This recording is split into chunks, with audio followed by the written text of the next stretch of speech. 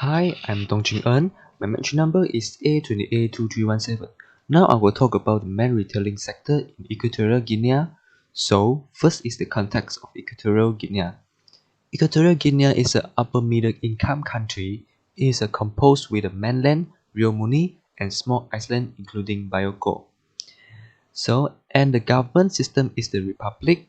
The chief of state is the president, and the head of government is the prime minister.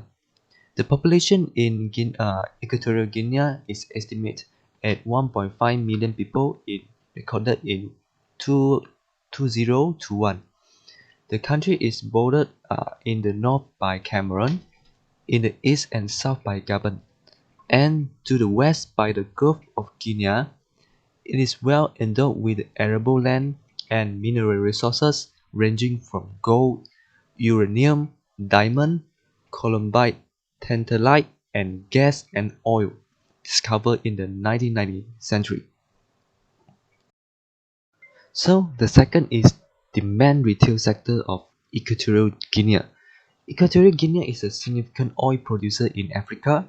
Crude oil produced by the country is primarily extracted from the Alba, Zafiro, and Ceiba regions. As a result of the recent increase in extraction of petroleum, the country's economy has grown significantly in terms of the oil extraction, accounting for the three main oil fields that the nation counts on. Over 425,000 barrels were extracted per day at the same year.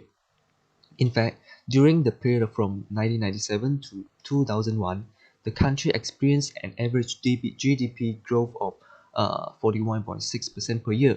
The true turning point in the nation's oil industry came with Mobil's discovery of oil in the Zerifon region.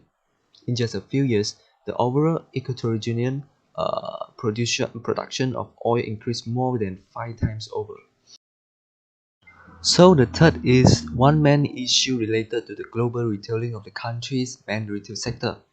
Although Equatorial Guinea is rich in oil resources and stable in production in many years before, after all, Equatorial Guinea still cannot escape the crisis of macroeconomy and fiscal situation has deteriorated since the end of the year and the last commodity super cycle of 2040, with an average negative GDP growth from 2050 to 2021.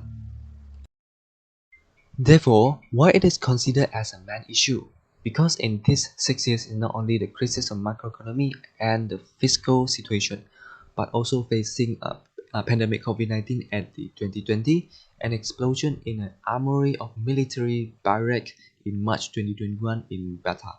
Bata is the economic capital of Equatorial Guinea that caused widespread destructions and loss of life.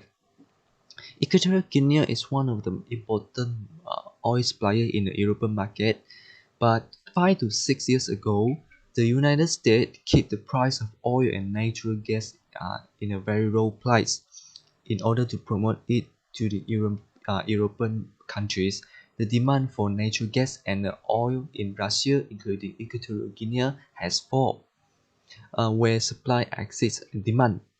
After the outbreak of the pandemic COVID-19, the governments of many countries implement movement control orders, which lead to the shortage of human resources for Equatorial Guinea transporters and many ports in European countries.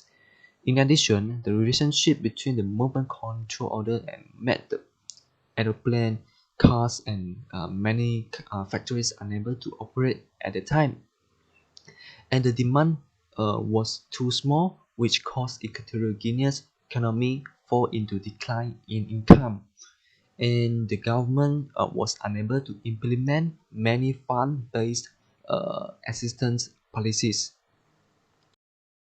So, is the issue solved with the advancement of technology? Yes, technically, the country's main development challenge lies to transforming its oil-producing economy into more diversified.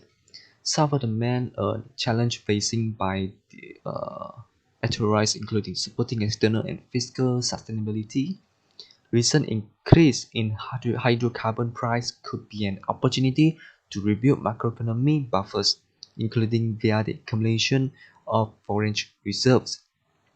Equatorial Guinea has joined the Central Africa Economic and Monetary Community, which is CEMAC, commitment to maintaining the currency peg. The burden of adjustment will fall on fiscal policy. Successful fiscal consolidation and non-accumulation of new errors, efficient spending, and reduction of off-budget spending will be critical to restore macroeconomic sustainability and avoid a disorderly adjustment. Thank you. That's all from me.